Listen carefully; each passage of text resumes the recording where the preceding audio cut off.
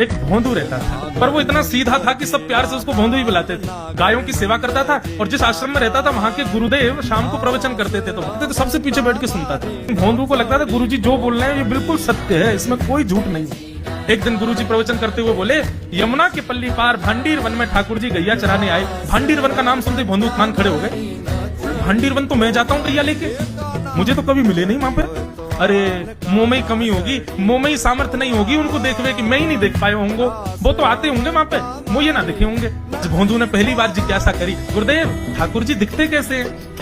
तो गुरुदेव भी हंस गया, अच्छा भोंदू पूछ रहा है, बैठ जाओ बताते हैं। मोर मुकुट पहनते हैं ठाकुर जी, और बोले 2 कान हैं लेकिन कुंडल एक ही पहनते हैं। ठाकुर जी ऐसे पुष्प तोड़ के कान के ऊपर लगा लेते हैं, दोनों कानों में एक ही कुंडल को फेर फेर के पहनते। ठाकुर जी पीली पीताम्बरी, ऐसी ठाकुर जी पीली पहनते, पीली पीताम्बरी। माला कैसी पहनते हैं? ठाकुर जी ऐसी पहनते हैं पूरी पैरों तक जाए। ये देखो गुरु जी कह रहे हैं तो निश्चित है भांडीर वन में आते हैं ठाकुर जी। भोंदू अपनी गैया लेकर के भांडीर वन पहुंच गया। गैया चल रही थी, अब भोंदू ढूंढ रहा है, कभी वृक्ष के नीचे जाके देखे, कभी कहीं देखे, कभी ढूंढे कहीं से चंदन की सुगंधी आ जाए। गुरुजी बता रहे थे उनमें से चंदन की सुगंधी आती है, क्या पता कन्हैया यहीं कहीं हो। इतने भाव से, इतने प्रेम से और इतने भोलेपन से ढूंढने लगा ठाकुर जी को, और ठाकुर जी नहीं मिलते ना तो अपने आप को ही कोसता, मुंह में योग्यता ना होगी यही मारे ना मिल रहे, ठाकुर जी तो यही है। गुरु जी की बात गलत नहीं है, ठाकुर जी तो यही है। उसके उस सहज भाव पर, उसके उस सरल भोंदूपने पर ठाकुर जी रीझ गए। और इतने में ही भोंदू हताश निराश उदास बैठा था, खुद को कोस रहा था, मुंह में योग्यता ना है, मुंह ठाकुर जी मिलना है रहे।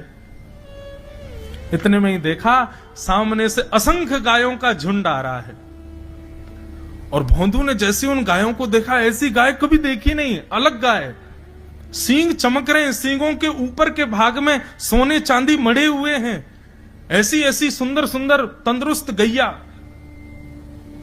तभी देख रहा है भोंदू, पीताम्बरी पहनी है, गले में वैजंती माला धारण की है, सिर पर पाग पहनी है, एक कान में कुंडल है, मंद मंद मुस्कुरा करके दतुइयां दिखा रहे हैं, कटाक्ष नेत्रों से कभी इधर देख रहे हैं कभी उधर देख रहे हैं, अपनी वेणु को कमर में कस करके गैयाओं के गले में गलवैयां डाल करके श्याम सुंदर भोंदू की तरफ चलते भय आ रहे हैं।